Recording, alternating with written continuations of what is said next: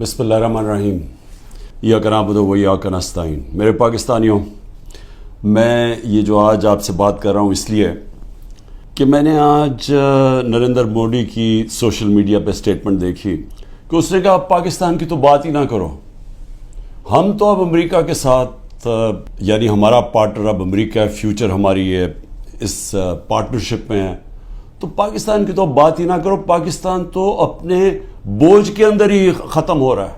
اور یہ تکبر بھری سٹیٹمنٹ تھی، یہ تب ہوئی جب کہ اس نے امریکہ کا نریندر مودی نے دورہ کیا، اور اس دورے میں بڑی زبردست انہوں نے کانٹریکٹ سائن کیے امریکہ کے ساتھ، آرٹیفیشل انٹیلیجنس ٹیکنالوجیز میں، ڈیفنس کانٹریکٹس، ہر چیز میں۔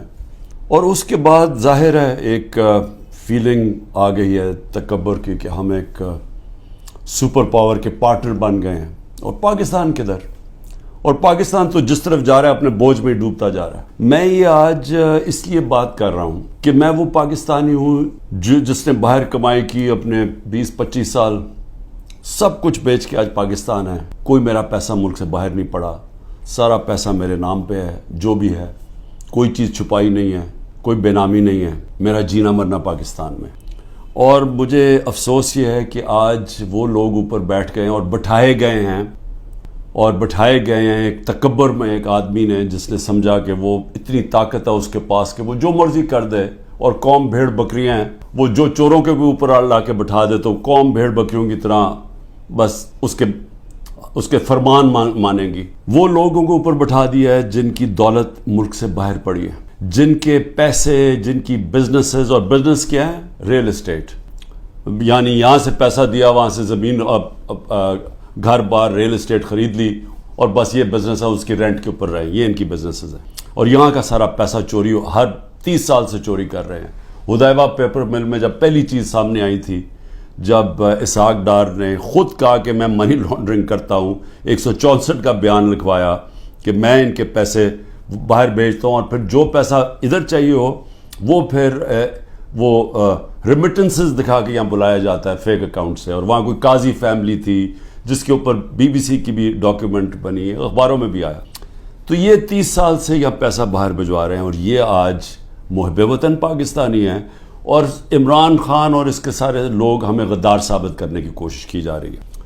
لیکن میں یہ آج اس لیے کہہ رہا ہوں کہ ہماری طرح کے لوگوں جن کا تو جینا مرنا یہاں ہے، جن کے اوپر جتنے مرضی آپ کرپشن کیس کر دیں اور دہشت گردی کے اور قتل کے، میں نے تو یہاں رہ کے ان کا مقابلہ کرنا ہے۔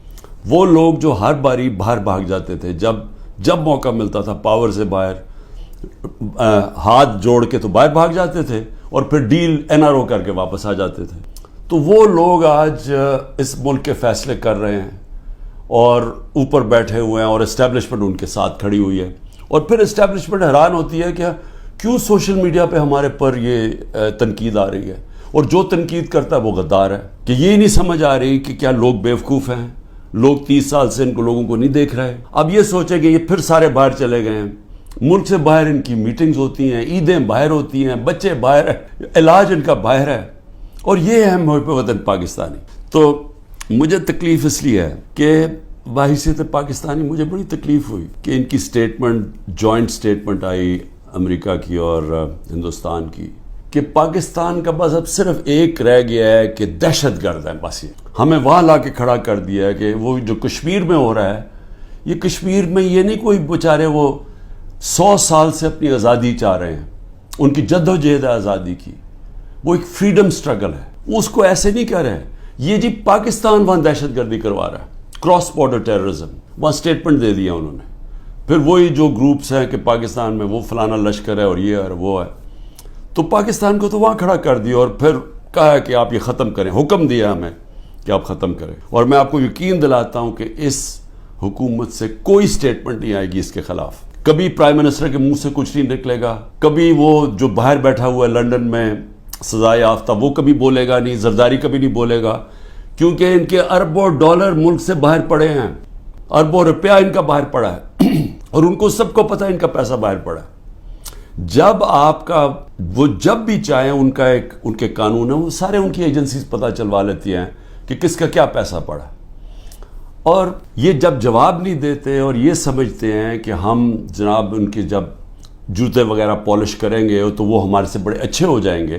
اور بلاول بھٹو کی پتہ نہیں کتنے اس نے اربوں روپیہ خرچ کیا اپنے دوروں کے, ہر دوسرے دن امریکہ گیا ہوتا تھا.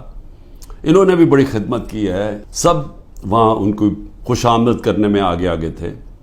تو یہ نتیجہ ملا ہے کہ آج وہ جن کی 14 مہینے سے یہ خدمت کر رہے ہیں, انہوں نے ان کے اوپر ایک ایسی سٹیٹمنٹ دی ہے کہ پاکستان کی حیثیت بتا دی ہے.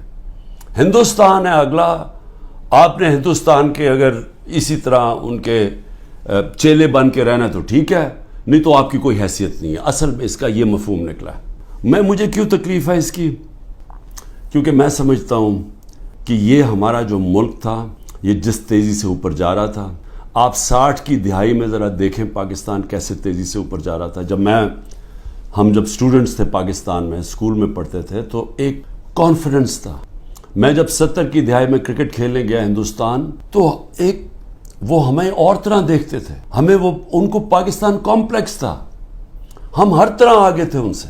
پاکستان کی مثال دی جاتی تھی 60 کی دہائی میں کہ ڈیولپمنٹ ماڈل دیکھیں پاکستان کا کتنی تیزی سے ترقی کر رہا ہے. ہمارے اوپر بلکہ ایک کتاب بھی کسی نے لکھی تھی کہ ایشین میریکل, کہ یہ وہ جو ملک ہے جو سب سے تیزی سے ایشیا کا کیلیفورنیا بننے جا رہا ہے. میرے ساتھ ملیشیا کے شہزادے پڑھتے تھے آگے ہمارے ساتھ ایچ میں, یا سارے مڈل ایسٹ سے پاکستان کی یونیورسٹیز میں سٹوڈنٹس پڑھنے آتے تھے. پاکستان کے اندر ایک ہوپ تھی, کانفیڈنس تھا.